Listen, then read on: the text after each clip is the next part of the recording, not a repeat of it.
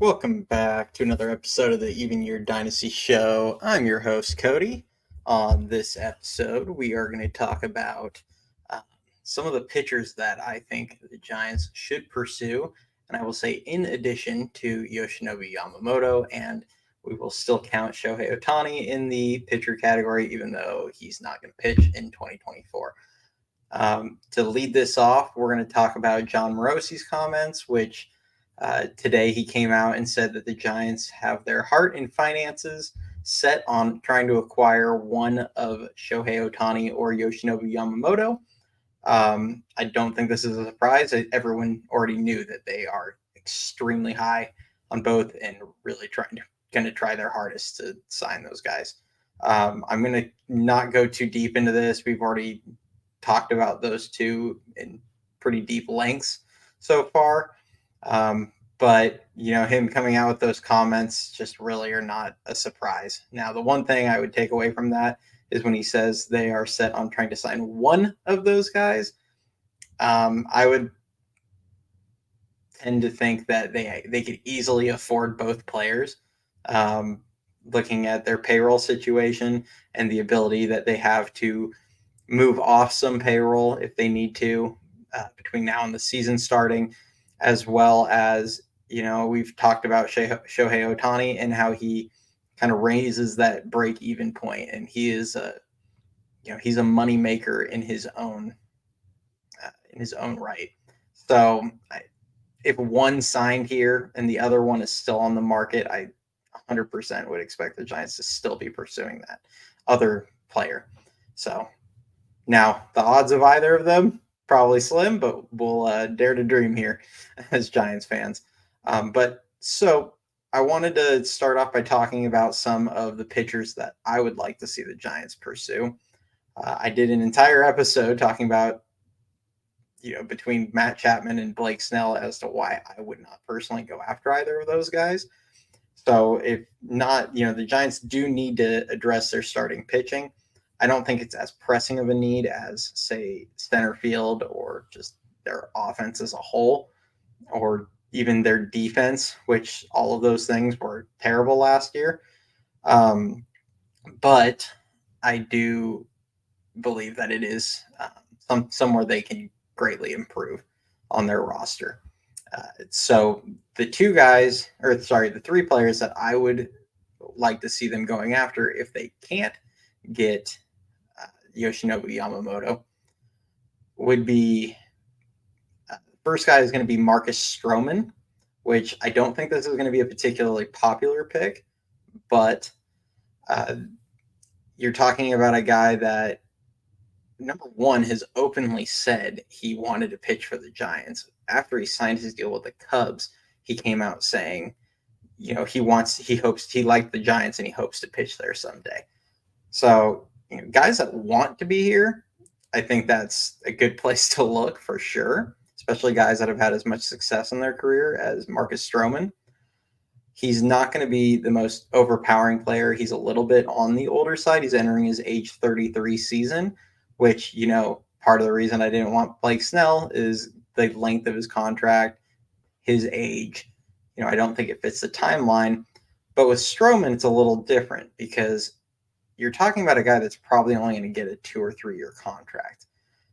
Going off MLB trade rumors, their projection for him was 2 years, $44 million, which is a $22 million annual average value. That is completely reasonable. If you can get him, even if it costs you 3 years and 66 or 69, something like that, at $23 million a year, a guy like him, he's kind of built to pitch in Oracle Park. He doesn't give up a ton of home runs. He's a ground ball heavy pitcher, low walks, which that's going to be right up Zaidi's alley. So, he gets 50 to 60% ground ball rate on batted balls throughout his career. So, you get a guy like that and you improve your defense, especially in the infield, which the Giants were, short and third were not great, but they did come out with the stat that they were like among the lead leaders in outs above average on their infield. So their infield defense is improved. And, if you were to go get a guy like Chapman, which seems like they're very interested in. You could get him and get some ground ball pitchers. I know Cobb and Stroman he would fit this mold. They would be good fits for that. So he's a guy that, due to the contract, I think it would make some sense. And then, part of this is, how are you getting value in, when I sit here and say I don't want Blake Snell, part of that is I'm going to back it up by saying, what can we get for similar value? Or how can they produce similar value to what Snell has? And for less money and less of a commitment that might cause just years of having, almost like the Zito situation or the end of Cueto, where you just have 4 or 5 years of a guy where he's just eating up money on your payroll. Well, if you look at Blake Snell over his last 3 seasons, in 2021 he produced 2.1. This is going off Fangraphs WAR. He was worth 2.1 WAR. 2022 he was worth 3.6. In 2023 he was worth 4.1. Marcus Stroman over those same 3 years was worth 3.5 in 2021, so he actually was better. 2 even in 2022, and then 2.7 last year. Now, last year he was looking like a Cy Young candidate in the first half, dealt with hip inflammation, and his season kind of got derailed. He is a bit on the smaller side. He's 5'7", so you could have some wonders on how his body's going to hold up as he gets older. But on a short-term commitment, I don't think that's an issue. So that would be my case for Marcus Stroman. I think the money, he cost a little bit less, but mainly the years. The next pitcher I'd be looking hard at would be Jordan Montgomery, who MLB Trade Rumors projects his contract at 6 years, $150 million. I wouldn't be sure if he would end up getting 5 years, maybe. 5 obviously would be even better, but if he does end up getting 6 years, $150 million, which is a $25 million average annual value, he is a guy that I believe will age better in his contract. I think he's much more consistent pitcher than Blake Snell has been, especially over the last 3 years. You can look at his WAR by season. 2021 he was 3.2. 2022 he was 2.7, and 2023 he was worth 4.3. So he actually outperformed Snell in both 2021 and 2023. So you're talking about a guy that could potentially be just a more productive pitcher in general, cost less. And the big reason as to why I would prefer Jordan Montgomery is his innings pitched over the last 3 years. In 2021, he threw 157.1 innings. 2022 was 178.1, and 2023 was 188.2. So you're looking at a guy that consistently eats up innings, which, last year Blake Snell had 180 and I think 2/3 innings pitched. But other than that, he's only had one other year where he had 180 his other Cy Young year, but the rest of his career, he hasn't even eclipsed 130 innings in the other 5 seasons he's pitched. So give me the guy Montgomery's also going into his age 31 season. So, you're still looking at a guy on the wrong side of 30, but with Jordan Montgomery, he actually has a track record and consistently eats up innings, which for the Giants, he might not ever be in number 1, but I think Jordan Montgomery could at least be a high-end number 2. So I would be looking at him. He's a 4-pitch guy: fastball, curveball, slider, and changeup.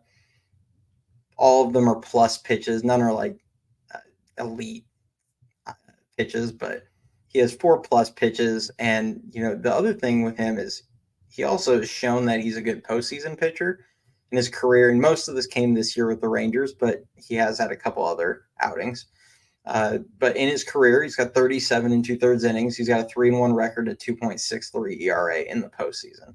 And he threw in a lot of big games, and he pitched well in a lot of big games, especially this year for the Rangers. So he's a guy that if we're gonna look at the next guy below Yamamoto, I think he would probably be the guy that would probably be the next best player I would like to see them go after. I'd probably put him ahead of Stroman even in that case. The last guy is going to be Shota Imanaga, which is the other Japanese pitcher that's being posted, who's probably going to cost a significant amount less than Yamamoto. He's 30 years old. He's probably going to get. I've been seeing the estimates out there for him are around 15 million per year. I believe MLB Trade Rumors marked him at like 5 years, $85 million.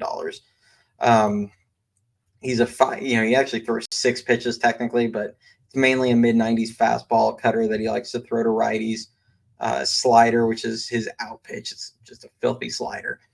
Curveball and splitter. Another low walk guy. His calling card is he has an excellent command. He's viewed as a guy that's definitely a pitcher, not a thrower. So that kind of fits what the Giants like to do. And his track record in Japan is pretty good. He's got a career 2.93 ERA, or sorry, 2.96 ERA in Japan, as well as he had a 2.63 ERA this year. So he's not as explosive, and he's not as highly regarded as like Kodai Senga last year, or Yu Darvish, or even like Masahiro Tanaka a while back. He's not going to be as highly regarded as those guys, but he could at least be a nice, number 3 starter in the middle of your rotation that gives you a lot of quality innings. So that would be another guy they should look at. And, granted, like I said, Yamamoto's got to be at the top of that list. But these are guys that, even if you want to get 2 starters, I think offense is a bigger need. But, even if they decided to try and sign 2 starters and then get somebody to play center field, wouldn't be a bad thing. There's a lot of young starters we want to see the Giants play, with Keaton Wynn and Tristan Beck. And, I think Kyle Harrison's kind of a given. He'll be in the rotation, but there's a lot of question marks in the Giants rotation right now. Alex Cobb, for instance, isn't going to pitch at least until May with the hip injury, with the surgery he's getting on it. And that's assuming there's no setbacks, which there is no guarantee there. So you're looking at a team that you got Webb and you've got Harrison that I think are probably pretty much locks to start. And then you have Cobb, who's, we'll see. You have Stripling and DeSclafani, who we'll see. DeSclafani, quite frankly, should be DFA'd, but we don't know what they're, those guys probably are going to get an opportunity, but then you have a bunch of question marks on who's going to be ready to pitch in the rotation next year. So if they were to go get 2 starters, that I don't think that'd be the end of the world. They could certainly use it. I liked Sonny Gray. Unfortunately, as I think everyone knows by now, he went to the Cardinals for 3 years, $75 million. So these pitchers they're going to be pricey, but if you can get a guy on if you can get these guys on a 3 or 5 year deal, I definitely think that's a lot better than paying Blake Snell $30 million for 7 years. So these are the 3 pitchers I would be looking at if I'm the Giants. There's also Eduardo Rodriguez is out there. He's been a forever Giant for rejecting the trade to the Dodgers. So he's going to have a special place in every Giants fan's heart. But he's another guy that he's had mostly an above 4 ERA for most of his career. He threw the ball really well last year. I don't like the track record, and I think he's going to get a 5 or 6 year deal still. I would probably prefer they avoid that. I don't think there's as much of an upside with him as there are with some of these other guys. So I would probably say no on that one.